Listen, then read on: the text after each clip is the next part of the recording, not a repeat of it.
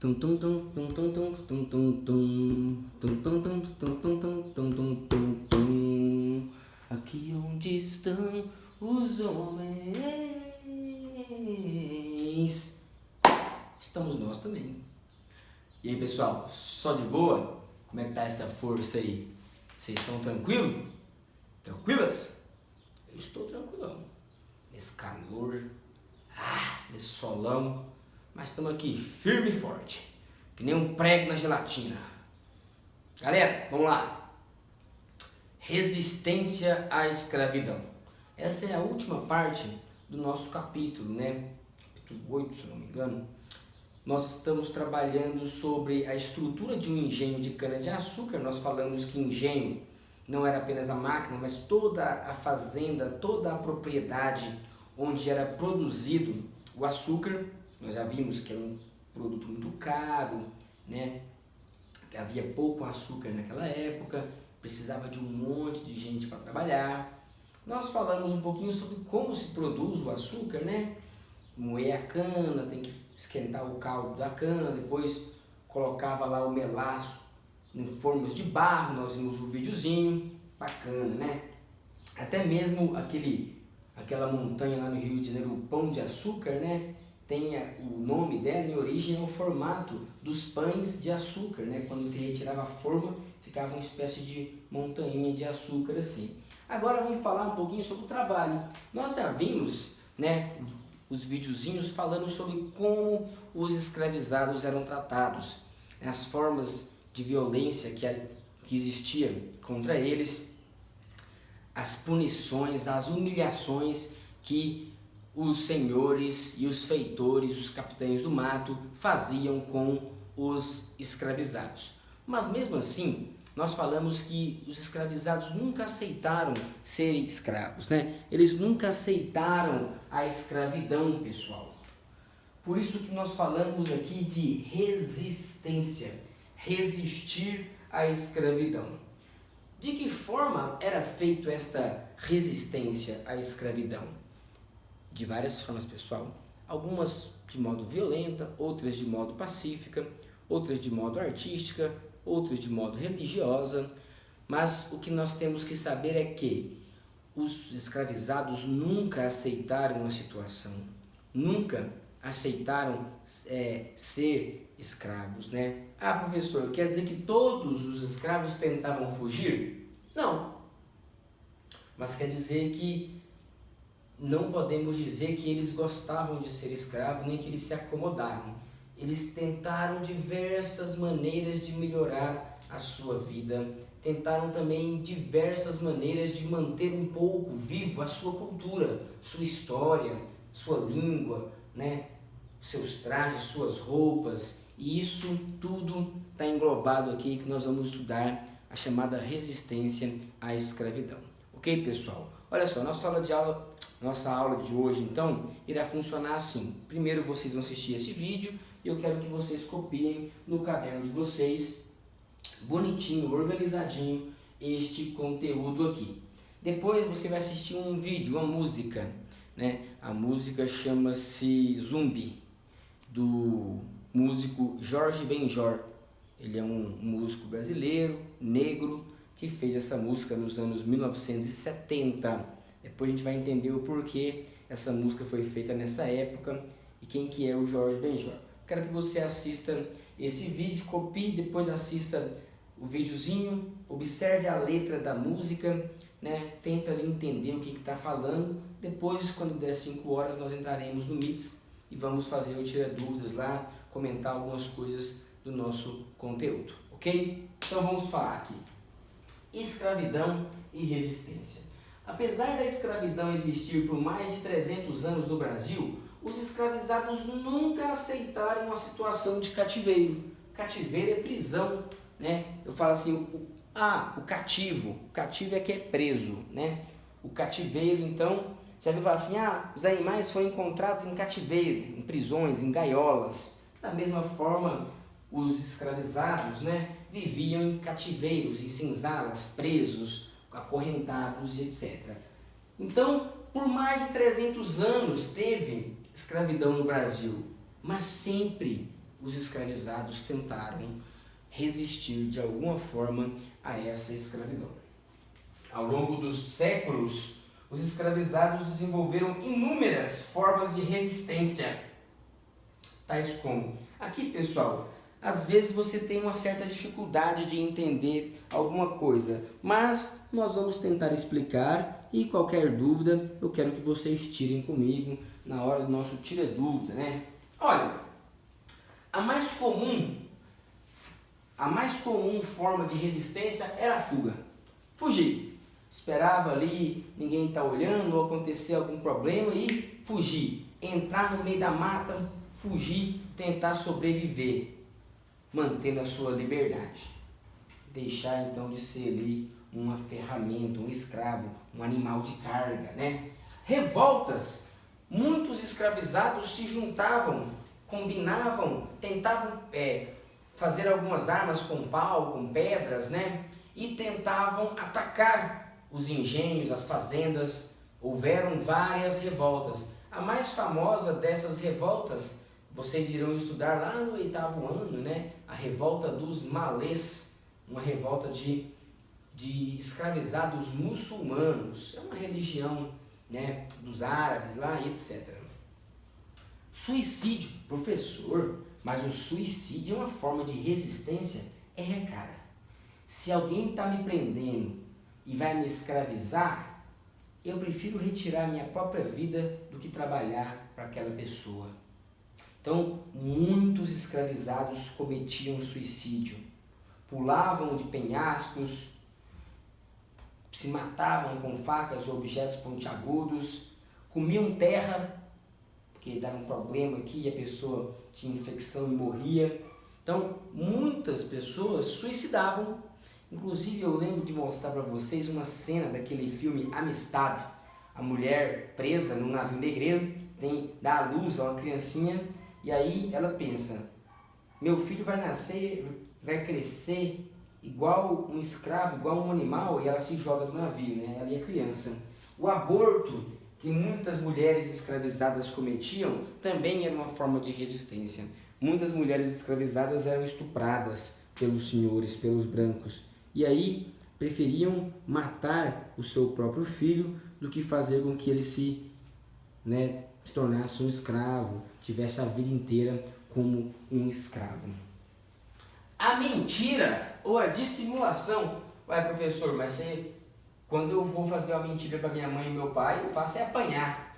Cara, mas os escravizados, eles mentiam para sacanear mesmo, né? Olha, eu estou sendo escravizado aqui, né? Eu vou tentar dar uma zoada no meu senhor aí, no meu dono, né? Então, mentiam, roubavam, escondiam coisas.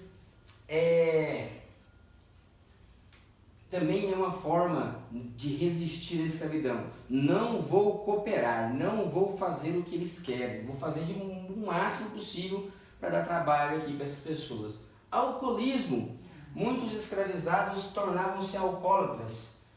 A bebida, muitas das vezes, é vista por alguns como um meio de sair da realidade, né? Já que eu tenho que apanhar e ser um escravizado, pelo menos eu vou me embriagar aqui e ficar louco. Alguns escravizados conseguiam a confiança dos seus senhores para melhorar um pouquinho a sua situação de vida, às vezes para ganhar um pouquinho uma comida melhor ou para conseguir dormir num local melhor. Algumas, principalmente escravas, conseguiam, seduzir os senhores brancos, os homens, os seus donos, e acabar, a partir de uma relação afetiva, também conseguir ali alguma melhora. Agora, não estou falando que isso era normal, a violência contra as mulheres escravas era a regra. Algumas poucas mulheres conseguiam, por meio de sedução, de carinho, do amor, conseguir melhorar um pouquinho a sua condição de vida. O banzo é o nome que se dá, pessoal, a um tipo de depressão tão profunda que os escravos não comiam e eles morriam aos poucos, Eles definhavam, apenas não comiam, não bebiam e aceitavam a morte. Banzo é uma saudade gigantesca da sua terra, da sua família, Também era uma forma muito comum de resistir à escravidão. Os senhores davam a comida, ela cuspia, não comia, preferia morrer do que viver como um escravizado.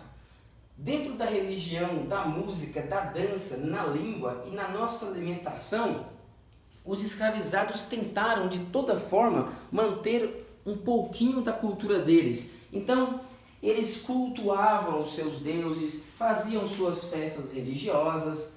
Nas horas de trabalho, eles cantavam e acabaram desenvolvendo estilos musicais, como é o caso do samba, que é uma música que tem origem naquelas músicas de trabalho dos escravos. A dança, né, tanto o lundu quanto a capoeira, que é uma luta também. A capoeira é muito interessante, é uma forma de resistir, né? O escravo não pode portar armas, o escravo não pode andar com espadas ou com espingardas.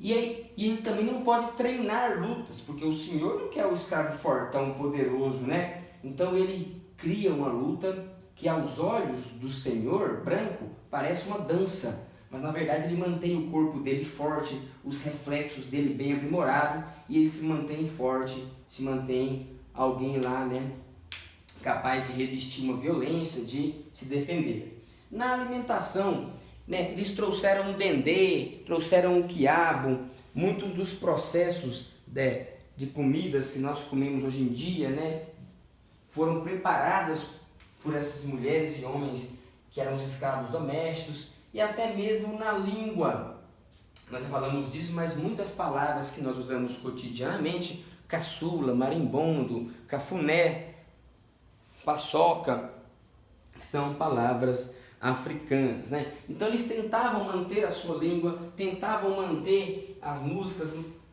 faziam orações para os seus deuses. Isso é uma forma de resistir àquela situação de escravidão, de manter a sua cultura. Apesar de todas as formas de resistências acima citadas, né, a principal forma de resistência à escravidão era a formação de quilombos. A palavra quilombo quer dizer esconderijo na mata. Eram comunidades, como se fossem pequenas cidades, que eles faziam escondidas, né, longe das cidades dos brancos, né? E lá nesses quilombos, eles tentavam reproduzir a vida deles como era em África. Ou seja, eles tentavam criar a cultura, né, criar um lugar onde eles podiam viver igual eles viviam antes de serem escravizados. Durante a história do Brasil, milhares, mais de 1000 quilombos foram criados. Alguns quilombos, né, tinham pouco mais de 20, 30 pessoas vivendo. Alguns chegaram a ter mais de 25.000 pessoas. É uma cidade inteira, né?